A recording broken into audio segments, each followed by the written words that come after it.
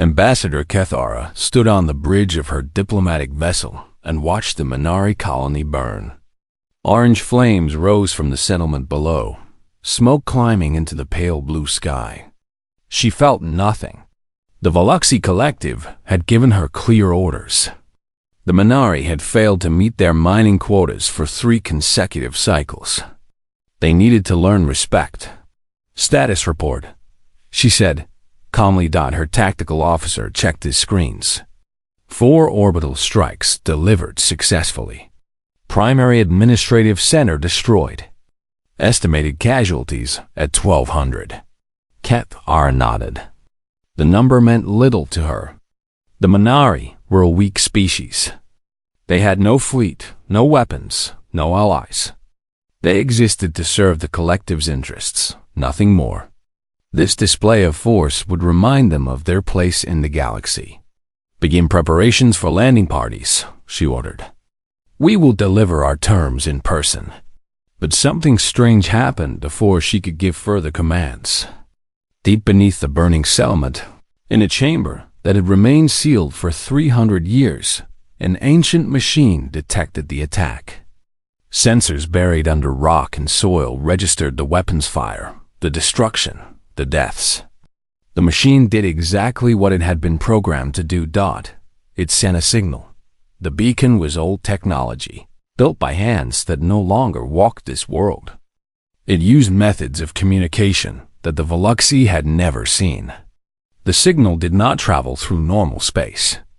It folded through dimensions, crossing distances that should have taken years in mere moments. On the bridge, Kethara's communications officer suddenly sat up straight. "Ambassador, we are detecting an unusual transmission. It originated from the planet's surface." "What kind of transmission?" "Unknown.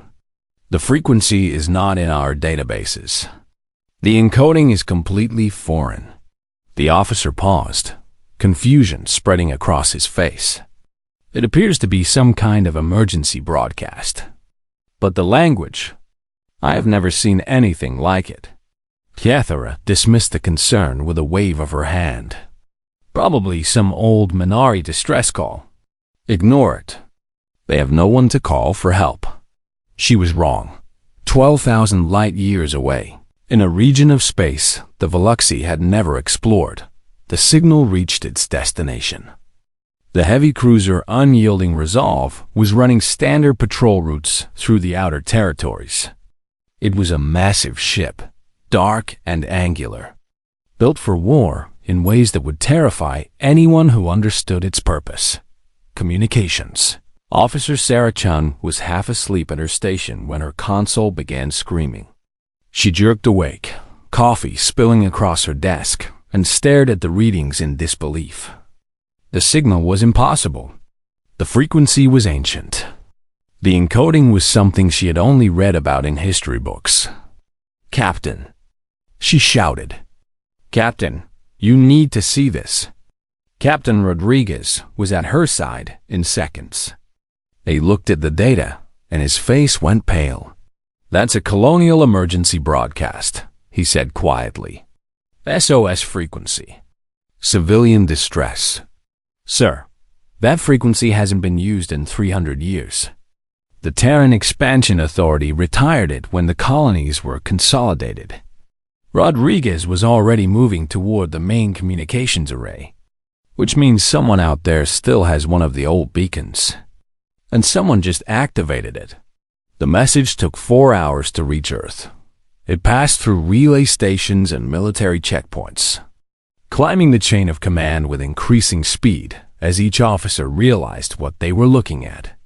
By the time it reached Fleet Admiral Marcus Webb, the entire Terran Unified Navy was on alert. Webb read the report in his office overlooking the Pacific Ocean. He was an old man now, his hair gray and his face lined with decades of service. But his eyes were still sharp, still dangerous. He had fought in 3 major conflicts.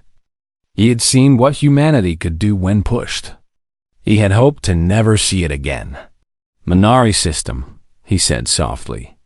"We had explorers there back in the early expansion days. His aide nodded. According to the historical records, the Minari provided shelter and food to our people when their ship was damaged. The crew spent 3 months on the planet while making repairs. Before they left, they installed an emergency beacon as a thank you gift. A promise that if the Minari ever needed help, we would come. And now someone is attacking them. Yes, sir. The beacon was activated by weapons fire. Orbital bombardment based on the energy signatures. Webb stood and walked to his window. Below, the ocean stretched to the horizon, blue and peaceful. Earth had not always been peaceful. His species had fought countless wars against themselves before they finally looked up at the stars. They had learned hard lessons about violence, about protection, about the cost of standing by while innocents suffered. Who? He asked. We believe it's the Veluxy Collective, sir. They've been expanding aggressively in that sector. The Minari are in their claimed territory. Webb turned back to his aide. The Minari are under Terran protection.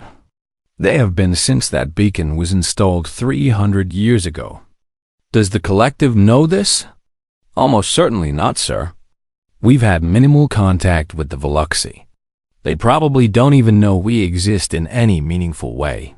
A small, cold smile crossed Webb's face. Then we should introduce ourselves. The orders went out within the hour. 12 warships from the Third Fleet were diverted from their patrol routes and sent racing toward the Minari system. They were not diplomatic vessels. They were not exploration craft. They were weapons, pure and simple, designed for a single purpose.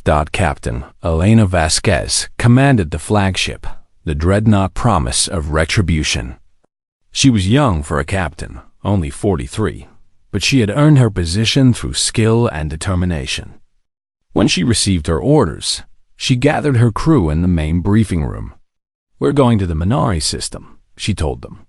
An unknown hostile force has attacked civilians under Terran protection. Our mission is simple. We will stop the attack. We will secure the civilian population. And we will make absolutely certain that whoever did this understands the consequences of their actions. A young lieutenant raised his hand. Captain, what do we know about the enemy? Vasquez pulled up the limited intelligence they had gathered. They call themselves the Veluxy Collective. They have approximately 200 ships in the area.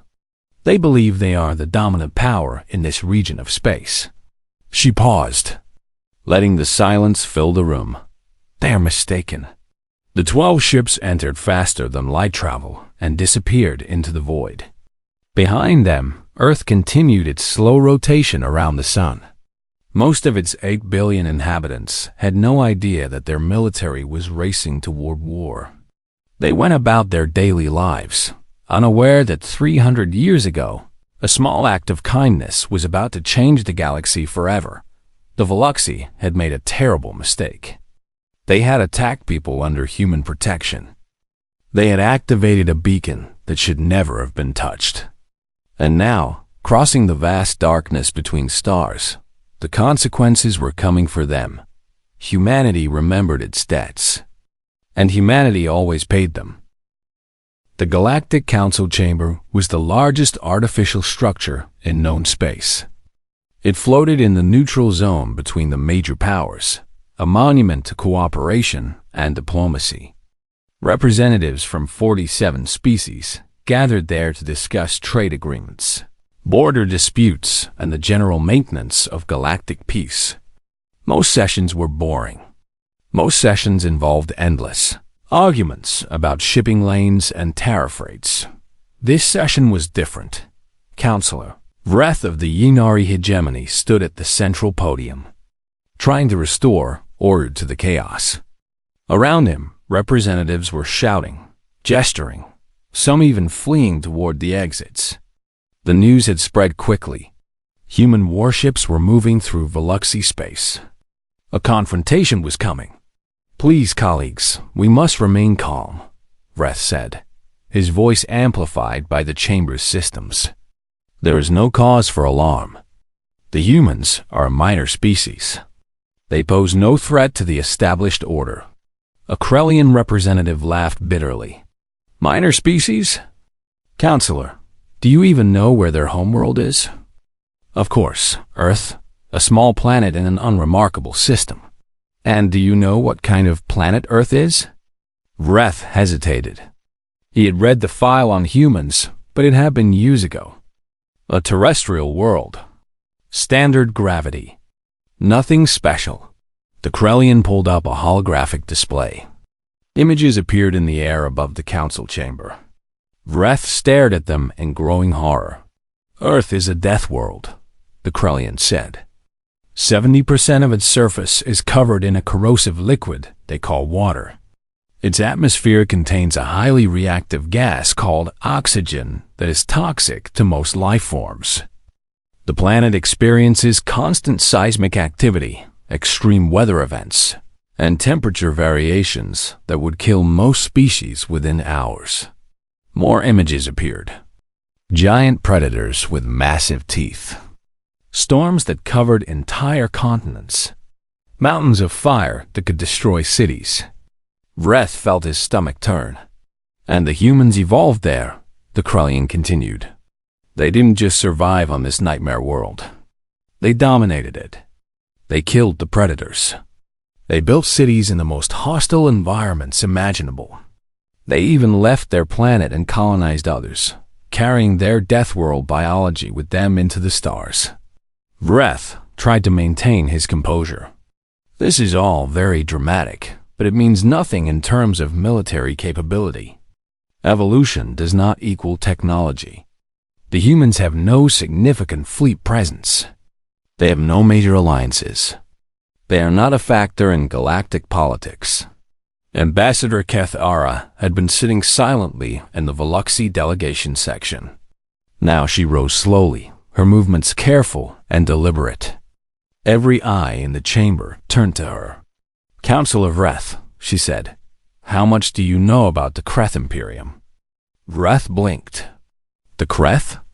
They were a regional power in the Outer Arm. They collapsed about 40 years ago. Internal conflicts, if I recall correctly. That is the official story. Kethara walked to the central display and entered a series of commands. New images appeared. Burned worlds. Shattered fleets. Empty cities. The truth is classified at the highest levels. But I have seen the files. She turned to face the council. 40 years ago, a Kreth raiding party attacked a human colony on the edge of explored space. They took 300 humans as slaves. The humans sent a diplomatic team to negotiate their release. The Kreth responded by executing the diplomats and broadcasting the images back to human space. The chamber was completely silent now. 2 months later, the Kreth Imperium ceased to exist. Not defeated, not conquered, destroyed. Every military installation, every shipyard, every command center. The humans did not occupy their worlds. They did not take prisoners. They simply eliminated every trace of Kreth military capability and then left. Tatara pulled up one final image. It was a star chart, showing a region of space marked with a simple label. The humans call this region the Lesson. It used to be the Kreth home system. Now it is a warning. A reminder of what happens when you harm people under human protection. Councilor Vreth stared at the image. His mouth opened and closed, but no words came out. I ordered the attack on the Minari colony, Kethara said quietly. I did not know about the human beacon. I did not know that the Minari were under their protection. But ignorance does not change facts. I have brought war upon my people. A Yinari representative shouted from the gallery. Then stop them. Surrender. Give them whatever they want. Kethara shook her head slowly. You do not understand. The Kreth tried to surrender. They offered to return the slaves, pay reparations, accept any terms. The humans refused. They said that some actions cannot be forgiven. Some debts cannot be paid with money. She looked around the chamber, meeting the eyes of each representative in turn. I killed 1,200 Minari civilians. I destroyed their homes, their families, their lives. And I did it while they were under the protection of a species that evolved on a death world. That survived by being the most dangerous thing on their planet. That carries that violence in their blood and their bones. Her voice dropped to barely a whisper. The humans are coming, and there is nothing any of us can do to stop them. Far across the galaxy, the 12 human warships continued their journey. They moved in perfect formation, their dark hulls cutting through the void like predators stalking prey. Inside them, crews prepared for battle. Weapons were checked and rechecked. Tactical plans were reviewed. Prayers were offered to whatever gods each person believed in. Captain Vasquez stood on the bridge of the promise of retribution and watched the stars streak past. She felt the weight of history on her shoulders. Her species had come so far from the caves where they once huddled in fear of the dark. They had conquered their death world, reached for the stars, and found that the universe was full of wonders and horrors in equal measure. How much longer until we arrive? She asked. 18 hours, Captain, her navigation officer replied. 18 hours. That was all the time the Veluxi had left to prepare. All the time they had to understand what was coming for them. Vasquez hoped they would use it wisely. She hoped they would evacuate their ships, flee the system, leave the Minari in peace. But she did not expect them to. Species that attacked defenseless civilians rarely understood the concept of strategic withdrawal. They would stay and fight. They would die, and humanity would add another lesson to its long, bloody history. Fleet Commander Yath stood on the bridge of his flagship and watched his fleet take formation. 200 vessels spread across the space around the Minari colony, their weapons charged and ready. It was an impressive display of force. It should have been more than enough to deal with any threat. Report. He ordered. His tactical officer checked the sensors. Enemy vessels will arrive in approximately 30 minutes. 12 ships total, including one vessel of unusual size. Only 12? Yath laughed. The humans must be insane. Or perhaps they simply cannot count. Around him, his officers joined in the laughter. The mathematics were simple. 200 ships against 12. Even if the humans had superior technology, they could not overcome such odds. This would be a quick victory, a demonstration of Veluxi military superiority. Open a channel to the fleet, Yath commanded. All ships are to maintain defensive positions. Let the humans come to us. We will surround them and crush them like insects. On the planet below, the surviving Minari watched the sky with hope and fear. Elder Prith had heard stories about humans from his grandfather. Stories of strange creatures who had fallen from the stars long ago, who had been kind and gentle despite their terrifying appearance. His grandfather had shown him the beacon, explained its purpose, made him promise to protect it. Now the beacon had been activated. The humans were coming. But would they arrive in time? And would they be strong enough to stop the Veluxi? Prith looked at the survivors gathered around him. Mothers clutching children. Elders too weak to stand. Young ones with burns and broken bones from the orbital strikes. His people had done nothing wrong. They had simply existed, simply tried to live their quiet lives. And now they were dying for it. Have faith, he told them. Help is coming. 20 minutes later, the human ships dropped out of faster than light travel at the edge of the system. They did not slow down. They did not take up defensive positions. They simply began accelerating toward the Veluxi fleet at speeds that made Yath's officers stare in disbelief. Commander, the tactical officer said, his voice suddenly uncertain, the enemy flagship. It is larger than anything in our records. Significantly larger. Yath looked at the sensor data and felt the first hint of doubt. The human ship was massive, a mountain of dark metal covered in scars and markings that spoke of countless battles. It moved with a purpose that was almost predatory, leading the other 11 ships in a formation that reminded Yoth of hunting animals pursuing prey. "Open a communication channel," he ordered. "Let us see if these humans are capable of reason." The channel opened, and Yoth spoke with all the authority he could muster. "Human vessels, this is Fleet Commander Yoth of the Veluxi Collective 3rd Fleet. You are entering sovereign Veluxi space. Stand down immediately and prepare to be escorted out of this system. Any aggressive action will be met with overwhelming force." There was a pause. Then a human face appeared on the screen. It was a female, Yoth noted, with dark skin and close-cropped hair. Her eyes were the most disturbing thing about her.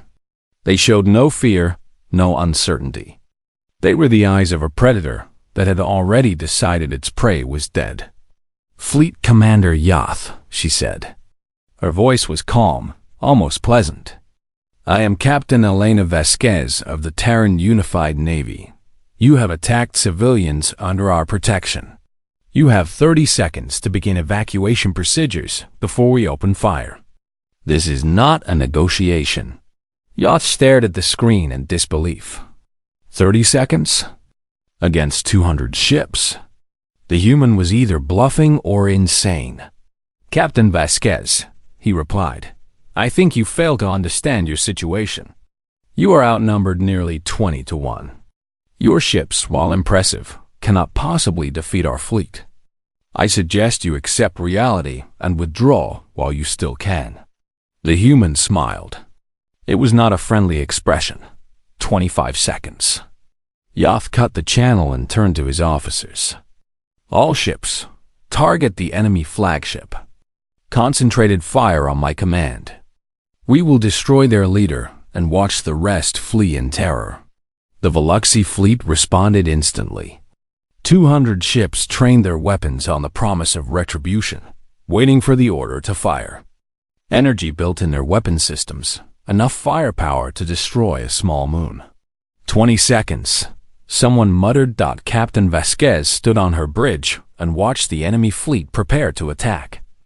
Around her, her crew worked with calm efficiency, each person knowing exactly what they needed to do. They had trained for this moment. They had studied the tactics, analyzed the enemy capabilities, prepared for every possible scenario. "Tactical," she said. "Status of enemy weapon systems?" "All enemy vessels have weapons charged and targeting us, Captain. They are preparing to fire." "Good." She turned to her weapons officer. "Deploy countermeasures on my mark. Then target their command ships. Main batteries only. I want this done quickly." "Yes, Captain." The seconds ticked away. 10, 9, 8. Yoth watched the countdown with growing confidence. The humans were not fleeing. They were not even trying to evade. They were simply flying straight toward their destruction. It would be a massacre. 5, 4, 3. "All ships," Yoth commanded. "Fire!" 200 Veluxi vessels unleashed their weapons simultaneously. Energy beams and missiles and projectiles filled the space between the fleets, a wall of destruction racing toward the human ships. It was beautiful in its own terrible way, a display of military power that should have been unstoppable. Then the human countermeasures activated. The space around the 12 ships suddenly filled with interference, energy being scattered. Missiles lost their targets and detonated harmlessly. Projectiles were deflected by fields that Yoth did not recognize. The entire Veluxi barrage, enough firepower to crack a planet, accomplished nothing. Before Yoth could process what had happened, the humans returned fire. The promise of retribution fired first. Its main guns were weapons unlike anything the Veluxi had ever seen. They did not shoot energy beams or missiles. They shot something else entirely, something that tore through space itself and appeared inside Veluxi, ships without passing through their shields. Yoth's flagship died instantly. One moment it was there. The next moment it was expanding cloud of debris. He had time for a single thought before the end. He had time to realize that everything he believed was wrong. Around him, the Veluxy fleet died. Ship after ship exploded, their shields useless, their weapons harmless. The 12 human vessels moved through them like wolves among sheep, killing with terrible efficiency. The battle lasted 11 minutes. When it ended, 163 Veluxy ships were gone. The remaining 37 had fled, their crews terrified beyond reason. The humans had not lost a single vessel. Captain Vasquez watched the surviving enemy ships disappear into faster-than-light travel. She felt no joy in the victory. She felt only a cold satisfaction that the job was done. "Contact the planet," she ordered. "Let them know it is safe to come out. And begin landing preparations. We have civilians to protect." The landing craft descended through the smoke-filled sky and touched down in the center of the ruined settlement. Before the engines had fully powered down, the rear doors opened and human Marines poured out, their weapons ready, their eyes scanning for threats. Sergeant Major Lisa Chun led the first squad. She was a tall woman with scars across her face, the result of a conflict 20 years ago that she rarely discussed. She had seen combat on a dozen worlds. She had fought pirates and slavers and worse things. But she had never grown numb to the sight of civilian suffering. "Spread out," she ordered. "Secure the perimeter. Medics, set up the aid station over there. Engineering, start assessing structural damage. Move." Her squad obeyed instantly, each Marine knowing their role. Within minutes, the first aid station was operational, medical supplies unpacked and ready. A generator hummed to life, providing power for the equipment. Water purification units began processing the contaminated local supply. The Minari survivors watched from their hiding places, too frightened to move. They had seen the battle in the sky. They had watched the flashes of light as ships died. They knew that humans had come, but they did not know what that meant. Elder Prith was the first to approach. He moved slowly, his old legs unsteady on the debris-covered ground. Behind him, a few brave souls followed, curiosity overcoming their fear. Sergeant Chun saw them coming and lowered her weapon. She removed her helmet, revealing her face to the Minari. She wanted them to see that she was not a monster. Not entirely, anyway. "Hello," she said gently. "We received your distress signal. We are here to help." Prith stopped a few meters away, studying the human carefully. She was frightening, he realized. Larger than any Minari, with those strange forward-facing eyes that marked her as a predator. But she was not attacking. She was not threatening. She was simply standing there, waiting patiently. "You came," Prith said. "After 300 years, you actually came." Chun nodded. "We always keep our promises. It just took us a while to get here." She gestured toward the aid station. "We have medical supplies and food. Please, let us help your wounded." More Minari emerged from the ruins. They came hesitantly at first, then in greater numbers as they realized the humans meant no harm. The Marines worked with surprising gentleness, treating burns and setting broken bones, distributing ration packs and clean water. They spoke softly, moved carefully, did everything possible to avoid frightening the traumatized civilians. A young Minari child approached Sergeant Chun. He could not have been more than 5 years old, his small body covered in cuts and bruises. He stared up at the human with wide, frightened eyes. Chun knelt down slowly, making herself smaller, less threatening. "Hello, little one. What is your name?" The child did not answer. He simply stood there, trembling, unable to process the giant creature before him. Chun understood. She had seen this reaction before, in other places, after other battles. Trauma did strange things to young minds. Without speaking, she sat down in the rubble. She let her rifle rest across her lap, no longer a weapon but simply a tool. Then she held out her arms, offering comfort without demanding anything. The child hesitated. Behind him, his mother made a small sound of fear.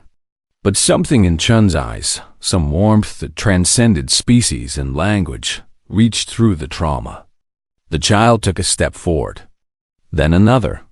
Then he was in her arms, crying against her shoulder, while she held him gently and whispered soft words that he could not understand, but somehow knew were meant to comfort. Elder Prith watched this scene with growing confusion. He had expected warriors, destroyers, beings of violence and death. Instead, he found healers and protectors, beings who fought with terrible efficiency, but touched the wounded with infinite care. "I do not understand," he said to one of the Marine officers. "You destroyed a fleet in minutes. You killed thousands. And now you hold our children and feed our elderly. How can you be both things?" Captain Rodriguez, who had landed with the second wave, considered the question carefully.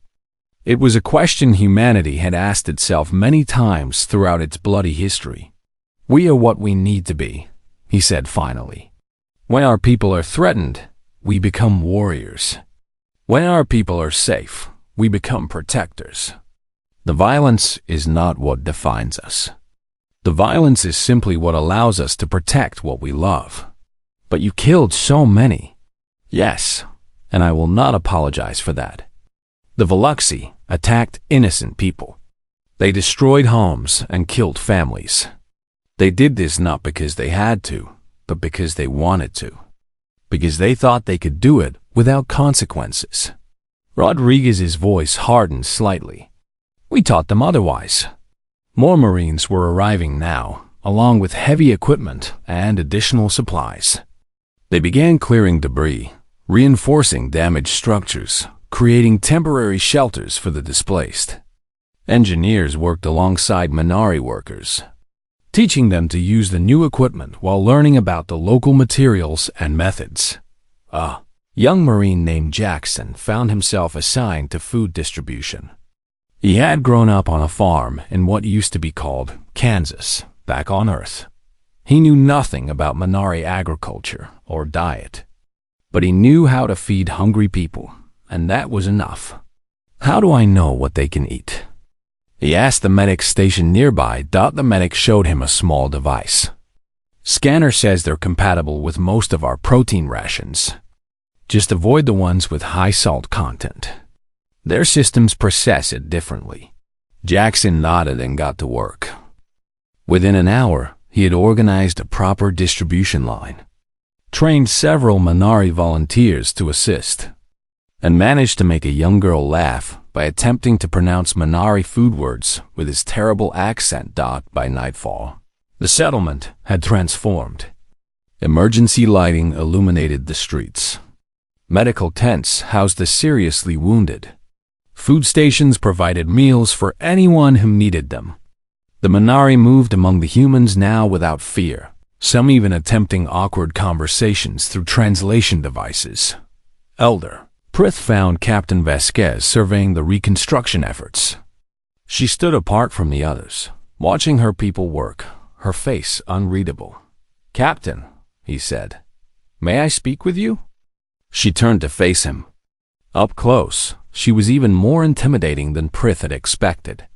But her eyes were tired, not threatening. "Of course, Elder. What can I do for you?" "I wanted to thank you for coming, for stopping the attack, for..." He gestured at the activity around them. "For all of this." Vasquez shook her head slowly. "Do not thank me for this. Thank the explorers who came here 300 years ago. Thank the Minari who showed them kindness when they needed it most. We are simply repaying a debt. Is that truly why you came? A debt from centuries ago?" "Hardly." Vasquez was quiet for a moment.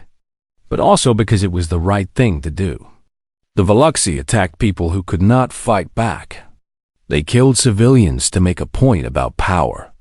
We do not allow such things. We cannot allow them. Because if we do, we become no better than those we fight against. Prith considered her words. He thought about the violence he had witnessed, the ships dying in flames above his world. He thought about the Marine holding the child, the medics treating the wounded, the engineers rebuilding homes. Your people are strange, he said finally, terrifying and gentle at the same time. I do not think I will ever truly understand you. Vasquez smiled slightly. We do not always understand ourselves, Elder, but we try to do what is right. And sometimes that is enough. The Galactic Council chamber had never been so crowded. Representatives from every major species had gathered, filling not only the main floor, but also the observation galleries above. News of the battle had spread across known space. A small human fleet had destroyed most of the Veluxi Third Fleet in minutes. The implications were terrifying. Ambassador Kethara sat in the Veluxi delegation section, but she was alone. Her government had recalled the rest of the diplomatic team. She had been ordered to remain and face the consequences of her actions. It was, she understood, a form of execution. The humans would demand her life, and the collective would give it to them. She had accepted this. She had made a mistake that cost thousands of lives. She deserved whatever punishment awaited her. The chamber fell silent as the human delegation entered. There were only 3 of them. Fleet Admiral Marcus Webb led the way, walking slowly with the aid of a cane. Behind him came Captain Vasquez and a civilian diplomat whose name, Kethara, did not know. Admiral Webb approached the central podium. He moved like a man who had seen too many battles, too many deaths. His face was lined with age and sorrow, but his eyes were sharp and clear. Counselors, he said, his voice carrying easily through the chamber, representatives of the galactic community. Thank you for gathering on such short notice. I will try to keep this brief. He paused, looking around the room. 300 years ago, human explorers visited the Minari system. Their ship was damaged. They were far from home, low on supplies, uncertain if they would survive. The Minari took them in. They provided food, shelter, assistance with repairs. They asked nothing in return. They simply helped because it was the right thing to do. Images appeared on the chamber's display systems. Old photographs showed humans and Minari working together, sharing meals, laughing at jokes neither species fully understood. Before they left, our explorers installed an emergency beacon on the planet. They made a promise. If the Minari ever needed help, humanity would come. This was not a formal treaty. It was not a political agreement. It was simply a promise between friends. More images appeared. The destroyed settlement. The wounded civilians. The burning buildings. 3 weeks ago, the Veluxi Collective attacked the Minari colony. They killed over 1,200 civilians. They destroyed homes and infrastructure. They did this not out of necessity, but out of cruelty. The attack activated the emergency beacon. Humanity received the call, and humanity responded. Webb's voice hardened. We destroyed 163 Veluxi warships. We killed thousands of Veluxi military personnel.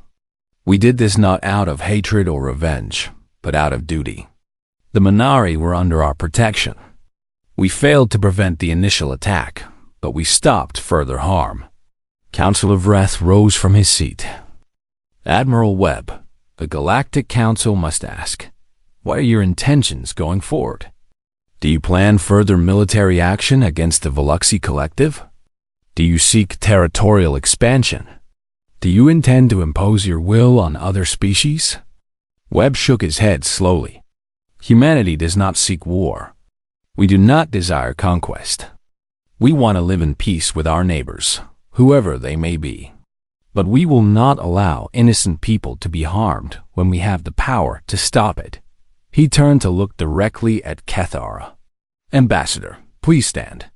Kethara rose slowly.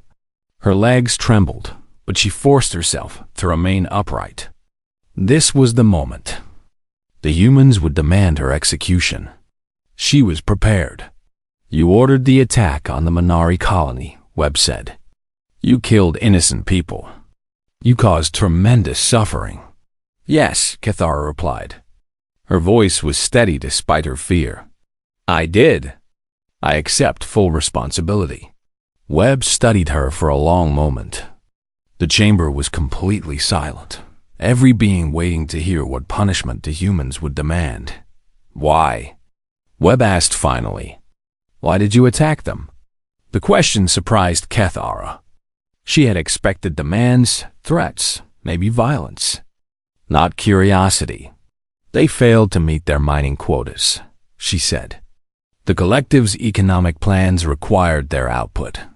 When they failed to comply, I was ordered to encourage them." "You were ordered to kill civilians to encourage better productivity." "Yes." Cathara felt shame burning in her chest. Said aloud, in this chamber, the truth sounded monstrous. "I did not think of them as people. I thought of them as resources. As numbers on a spreadsheet." Webb nodded slowly. "And now? What do you think of them now?" Cathara remembered the images from the planet. The children crying in the ruins. The elders searching for missing family members. The dead lying in rows while survivors mourned. "They are people," she said quietly. "They have families and hopes and dreams. They did not deserve what I did to them. Nothing could justify what I did to them." The silence stretched on. Cathara waited for the verdict.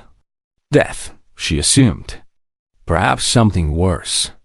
"Ambassador Cathara," Webb said finally, "humanity does not require your life. We do not seek blood vengeance. What we require is understanding." He gestured, and the display system showed new information. Statistics about the Minari. Their culture, their history, their hopes for the future. The Minari are now under permanent Terran protection.